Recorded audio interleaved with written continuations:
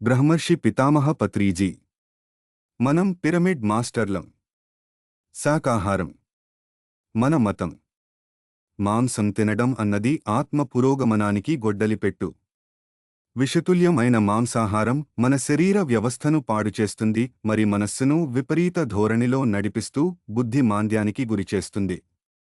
ఆధ్యాత్మిక యోగీశ్వరులుగా గుర్తింపబడిన వారందరూ శాకాహారులే.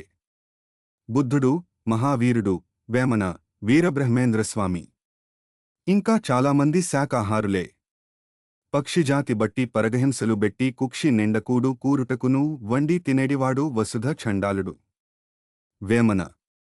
ధ్యానంలో ఉత్తమస్థితిని పొందాలన్నా, జీవితంలో జ్ఞానవంతులుగా ఎదగాలన్నా ప్రతి ఒక్కరూ తక్షణమే మాంసాహారాన్ని విడిచిపెట్టి శాకాహారులుగా మారాలి, ఇతరులను శాకాహారులుగా మార్చాలి. మన మతం నిశ్చయంగా శాకాహారమతమే. ధ్యానం మన వృత్తి. అన్ని వ్యాధులకు మూలం మన మనోవ్యధలే. మానసిక అలజడులు, భయాలు, సంశయాలు, అహంకారం, అసూయ, ద్వేషించే తత్వం, స్వార్థం, పిరికితనం, సోమరితనం, పరిమితులు, బానిసత్వం మొదలైన మనోదౌర్బల్యాలే మన గందరగోళ, అస్తవ్యస్త జీవితానికి కారణాలు. మానసిక దౌర్బల్యాలను సమూలంగా వర్ణించి, నిర్జించి మనోసామర్థ్యాన్ని పెంచుకోవాలంటే మన జీవితంలో ధ్యానాన్ని విధిగా చేపట్టాలి. ఎన్ని అవరోధాలు ఎదురైనా అకుంఠిత దీక్షతో అనునిత్యం విశేషంగా ధ్యాన సాధన చేయాలి. అప్పుడే బొగ్గులాంటి మన జీవితాలను వజ్రాలుగా మార్చుకోవచ్చు. నిక్కమైన ధ్యానమొక్కటే చాలు, తడుకుబెళుకు పూజగంధంబు తట్టెడేలా? మనస్సు స్థితపరచు ధ్యాన పద్ధతి చాలదా? వేమన. అంతరంగాన్ని అనునిత్యం ప్రశాంతంగా ఉంచుకోవాలన్నా, బుద్ధికుశలతను పెంచుకోవాలన్నా, సంపూర్ణ ఆరోగ్యాన్ని పొందాలన్నా ప్రతి ఒక్కరూ విధిగా ధ్యానం చేయాలి. ధ్యానం అంటే చిత్తవృత్తి నిరోధం. దానికి మార్గం శ్వాస మీద ధ్యాస. ఆనాపానసతి ధ్యానం ఎప్పుడైనా, ఎక్కడైనా చేయవచ్చు. హాయిగా కూర్చుని, చేతివ్రేళ్లను కలిపి, కళ్ళు మూసుకుని, సహజ శ్వాసను గమనించడమే ధ్యాన పద్ధతి. పిరమిడ్ మాస్టర్ల జీవితం ధ్యానానికే అంకితం. అందుకే ధ్యానం మన ఏకైక వృత్తి. పిరమిడ్లు మన ఆలయాలు. పిరమిడ్స్ అన్నవి ప్రత్యేక కోణాలతో నిర్మింపబడిన కట్టడాలు. ఈ ఆకారాలతో నిర్మింపబడ్డ వాటిలోకి విశ్వమయ ప్రాణశక్తి ఎక్కువ మోతాదులో ప్రవహిస్తుంది. మామూలుగా ఉన్న బహిరంగ ప్రదేశాలలో కానీ, ఇతర ఆకారాలలో ఉన్న బిల్డింగ్స్లో కానీ చేసే ధ్యానం కంటే పిరమిడ్స్ ధ్యాన సాధన చేస్తే అంతే సమయంలో మూడింతలు ఎక్కువ విశ్వమయ ప్రాణశక్తిని మనం పొందగలం. పిరమిడ్ ధ్యానం ద్వారా తరుణ వ్యాధులు, తీవ్ర వ్యాధులు, దీర్ఘకాలిక వ్యాధులు, మానసిక రుగ్మతలు అన్నీ తక్కువ కాలంలో తొలగించుకుని త్వరితగతిన ఆరోగ్యవంతులుగా మారవచ్చు. అంతేకాకుండా పిరమిడ్లో ధ్యానం చేయడం ద్వారా దివ్యచక్షువు ఉత్తేజితం, సూక్ష్మశరీరయానం లాంటివి తక్కువ సమయంలో మనం పొందవచ్చు.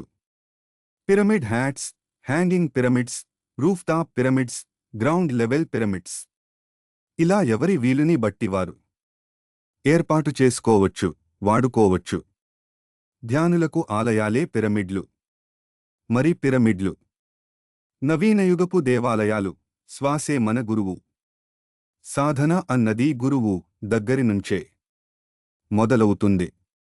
ఎక్కడ సద్గురువు లేడో, ఎక్కడ చెప్పేవాడు లేడో, అక్కడ విద్య గ్రుడ్డి విద్య అయిపోతుంది. గురువు లేని విద్య గ్రుడ్డి విద్య. ఏం చేయాలో, ఎలా చేయాలో, ఎప్పుడు చేయాలో, ఎక్కడ చేయాలో, ఏది ఎలా చేయకూడదో, ఏది ఎప్పుడు చేయకూడదో ఇవన్నీ చెప్పేవాడే గురువు. సంగీతం నేర్చుకోవాలంటే సంగీతం గురువు ఉండాలి. సంస్కృతం నేర్చుకోవాలంటే సంస్కృతం గురువు కావాలి. అలాగే మరి ఆధ్యాత్మికంలో అహం బ్రహ్మాస్మి, నేనే అంతా అని తెలుసుకోవాలంటే, ఈ దేహమే దేవాలయం అన్నది స్వంతానికి అనుభవానికి రావాలంటే ఏం చేయాలి అంటే ధ్యాన గురువు దగ్గరికి చేరాలి. ధ్యాన గురువుకి సాష్టాంగ నమస్కారం చేయాలి. ధ్యాన గురువు దగ్గర పీఠం వేసుకు కూర్చోవాలి. అప్పుడు ఆ గురువు జ్ఞానాన్ని బోధిస్తాడు, మరి సర్వమూ బోధిస్తాడు. అయితే ఈ ఆధ్యాత్మిక సాధనా ప్రకరణంలో మాత్రం ఎవరు ధ్యానగురువు? ఏమిటి ధ్యానగురువు అంటే? శ్వాసయే గురువు. అసలు ఒకానొక ఆధ్యాత్మిక ముముక్షువు ఒకానొక ఆత్మజ్ఞాన పిపాసి ఇంకొక గురువు దగ్గరకు వెళ్ళనే అబ్జర్లేదు. ఆధ్యాత్మిక సాధన అంటే మనలోకి మనం చేసే ప్రయాణమే. ఈ అంతరంగ ప్రయాణం అన్నది సజావుగా జరగాలంటే మనందరమూ శ్వాసను తప్పకుండా పట్టుకోవాలే, కాని మరో మార్గం లేదుగాక లేదు. ఈ విధంగానే ఆత్మానుభవాలు మన స్వంతం అవుతాయి. అనుభవమే జ్ఞానం కదా. జ్ఞాని అయిన ఒకానొక వ్యక్తి అతనికి ఉన్న జ్ఞానాన్ని గురించి మాత్రమే చెప్పగలడు కాని ఒకానొక జ్ఞాన పిపాసికి జ్ఞానమివ్వగలడా? ఎవరి ఆత్మానుభవం ద్వారానే వారికి ఆత్మజ్ఞానం అంకురించేది. అందుచేత శ్వాసే మన నిజమైన గురువు. ఆత్మశాస్త్రం. మన అజెండా ఆత్మశాస్త్రం అంటే ఆత్మ గురించి కూలంకషంగా తెలుసుకునే శాస్త్రం. అంటే మనం ఒక్క ప్రక్క శరీరాలమైనా మరొక ప్రక్క శరీరధారులమై ఉన్న ఆత్మపదార్థం అని స్వానుభవంగా తెలుసుకోవడం. ఆత్మ గురించి జ్ఞానం అంటే సంపూర్ణంగా మన గురించి మనం తెలుసుకోవడం. నేను భౌతిక శరీరం మాత్రమే కాదు, శరీరధారిని కూడా అని స్వానుభవంగా తెలుసుకోవడం. నేను దేహమే కాదు, దేహి అని తెలుసుకోవడం. నేను చైతన్య పదార్థం అని తెలుసుకోవాలి. సదా తన చైతన్యాన్ని ధ్యానం ద్వారా ఆ మూల చైతన్యంతో అనుసంధానం చేసి ఆ స్థితిలో ఎక్కువ సమయం విహరించగలిగినవాడే పిరమిడ్ మాస్టర్. ఆత్మానుభవం స్వీయ ధ్యాన సాధన ద్వారా మాత్రమే సాధ్యం. కనుక ఆత్మశాస్త్రం తెలుసుకోవడం అంటే ఆత్మ గురించి జ్ఞానం పొందడమే. కాబోయే పిరమిడ్ మాస్టర్ల ఎజెండా, మరి పిరమిడ్ మాస్టర్లు అయిన వారి జెండా బుద్ధత్వం. మన ఆకాంక్ష బుద్ధత్వం అంటే ఒక మతానికి కట్టుబడి ఉండటం కాదు, ఒకానొక మౌలిక బుద్ధి సిద్ధాంతాన్ని స్వంతం చేసుకోవడం. అంతా సదా పరివర్తనం చెందుతూ ఉండేదే అన్న సిద్ధాంతాన్ని స్వంత అనుభవంగా చేసుకోవడం. వాస్తవానికి కర్తృత్వ భావనతో ఉంటే నేను అన్నది అసలు లేనే లేదు. ఉన్నదల్లా సాక్షిభూతమైన నేను. కర్మలు ఉన్నాయి అన్న అవగాహనను పొందడం. కర్మలకు తగిన కర్మఫలాలు ఉన్నాయి అని తెలుసుకుని అవి అన్నీ ప్రకృతి గుణాలు కనుక ఆ విధంగా జరుగుతూ ఉంటాయి. బుద్ధత్వం అంటే సరియైన ఈ జీవన మార్గదర్శకత్వాన్ని పొందగలగడం. బుద్ధత్వం అంటే చెడు ఆలోచనలు, చెడు కర్మల నుంచి దూరంగా ఉండడం. రాగ, ద్వేష, హింస, మోహాలకు దూరంగా ఉంటూ జనన మరణ చక్రం నుంచి బయటపడే సరియైన ఆధ్యాత్మిక శాస్త్ర విధానమే బుద్ధత్వం. సత్యం గురించి తెలుసుకుంటూ, తెలుసుకున్న సత్యాన్ని ఇతరులకు బోధిస్తూ ధర్మమార్గాన్ని అనుసరించడమే బుద్ధత్వం. సకల ప్రాణికోటితో మైత్రీభావం కలిగి ఉండడమే బుద్ధత్వం. ఇటువంటి అద్భుత అంతరంగ పరివర్తన కేవలం ధ్యాన సాధన వల్ల సంప్రాప్తమవుతుంది. కనుక బుద్ధత్వ ప్రాప్తి పొందడమే మన అసలైన సిసలైన పిరమిడ్ మాస్టర్ల ఆకాంక్ష, ధ్యాన ప్రబోధం. మన ఆత్మరంజన. ధ్యాన సాధన అన్ని విధాలా వ్యక్తిగత లాభాలను నిస్సందేహంగా సమకూరుస్తుంది. అయితే కేవలం వ్యక్తిగత సుఖం, వ్యక్తిగత సంతోషం, వ్యక్తిగత శాంతి, వ్యక్తిగత ఆనందం పొందడం అన్నది ఒక రకంగా పరిమితమైన స్థితి. మరో రకంగా కొంచెం స్వార్థంతో కూడుకున్నది. ఆనందాన్ని గుప్పెట్లోనే ఉంచుకుంటే అది పరిమితమై ఉంటుంది. అదే ఆనందాన్ని ఇతరులకు పంచగలిగితే అదెంత ఉన్నతమైందో తెలియవస్తుంది. ధ్యానశాస్త్రాన్ని ఇతరులకు బోధించడం ద్వారా వారిలో ఎంతో శారీరక, మానసిక, బుద్ధిపరమైన, ఆత్మపరమైన పరివర్తన తీసుకుని రావడం. తద్వారా వారి జీవితాలను ఆనందభరితంగా మార్చగలం, మరి మన జ్ఞానాన్ని మరింత సువిస్తారం చేసుకోగలం. కనుక ధ్యానశాస్త్రం బోధన ద్వారా ప్రతి ఒక్కరూ తప్పకుండా అపరిమితమైన ఆత్మానందం, ఆత్మరంజనం పొందగలరు. బోధన అన్నది పిరమిడ్ మాస్టర్లకు మహా ఆనందం.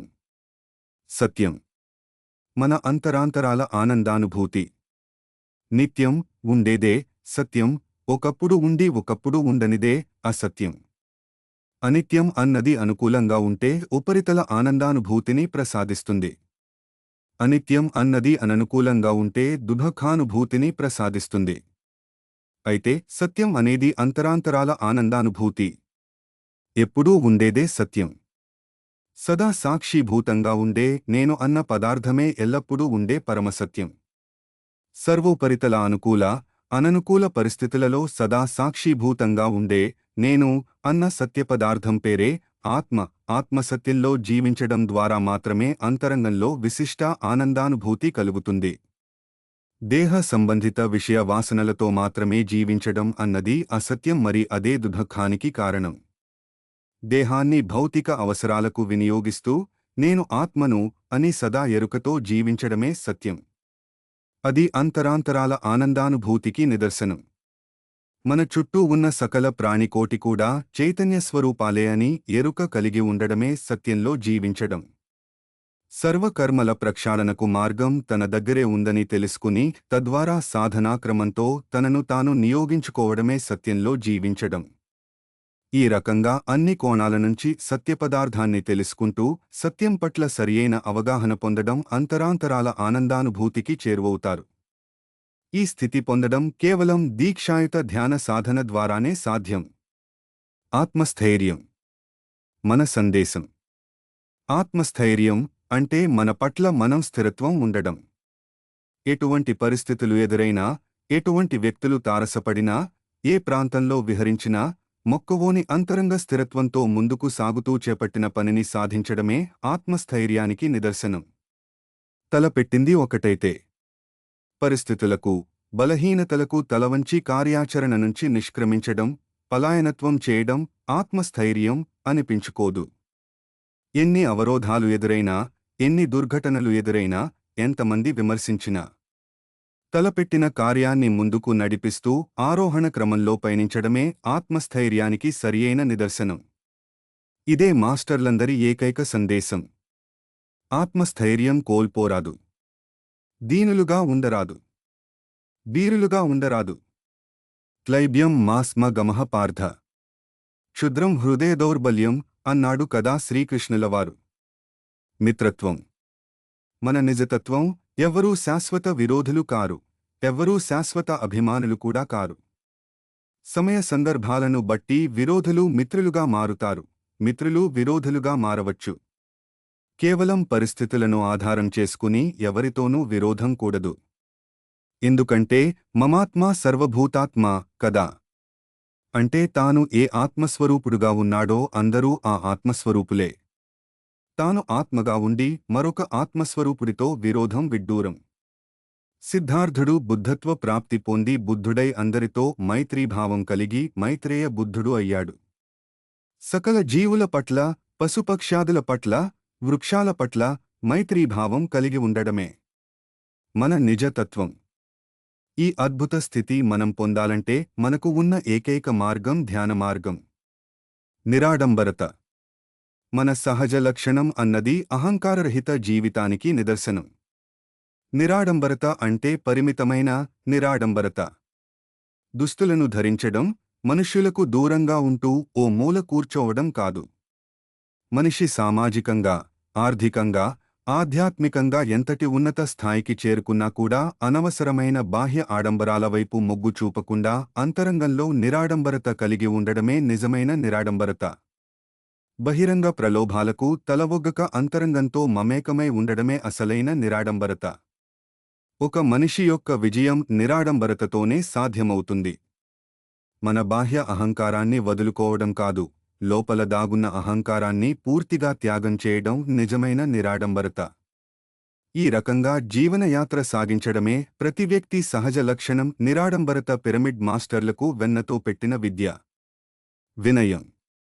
మన పురాతన సంస్కృతి. వినయం లేని విద్య పరిమళించదు. మనిషి వినయం లేకపోతే ఎంతటి గొప్పవాడైనా ఎప్పుడో ఒకప్పుడు అభాసుపాలు అవుతాడు. ఎన్ని భౌతిక విద్యలు అభ్యసించినా, ఎన్ని ఆధ్యాత్మిక విద్యలు అభ్యసించినా వినయం లేకపోతే గౌరవం సంతరించుకోదు. విద్యా దదాతి వినయం. నిజమైన విద్య ద్వారా మాత్రమే వినయం చేకూరుతుంది. ఎక్కడ నిజమైన విద్య లేదో అక్కడ వినయఫలం ఉండదు. వినయం ద్వారానే సర్వులు ఆకర్షింపబడతారు. ఎంతటి ప్రజ్ఞావంతుడైనా అవిధేయతతో కూడుకున్నప్పుడు అందరికీ దూరమవుతాడు. ప్రతి పిరమిడ్ మాస్టర్ సదా వినయంతో సహజంగా చరిస్తాడు. వినయమే మాస్టర్ల యొక్క నిజమైన సంస్కృతి. సమస్త జీవకోటి. మన సంపూర్ణ బృహత్ కుటుంబం. ఈ సమస్త విశ్వంలో సర్వప్రాణికోటి సమస్త విలువలను సంతరించుకుంది. ఏ మనిషి కూడా మరొక మనిషికి తక్కువ కాదు. ఏ ప్రాణి మరొక ప్రాణి కన్నా హీనమైనది కాదు.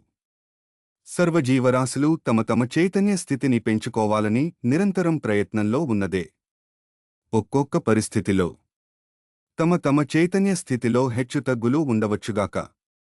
అన్నీ కూడా చైతన్యం విస్తరింపజేసుకోవడానికి నిరంతర ప్రయత్నంతో ముందుకు సాగుతున్నవే.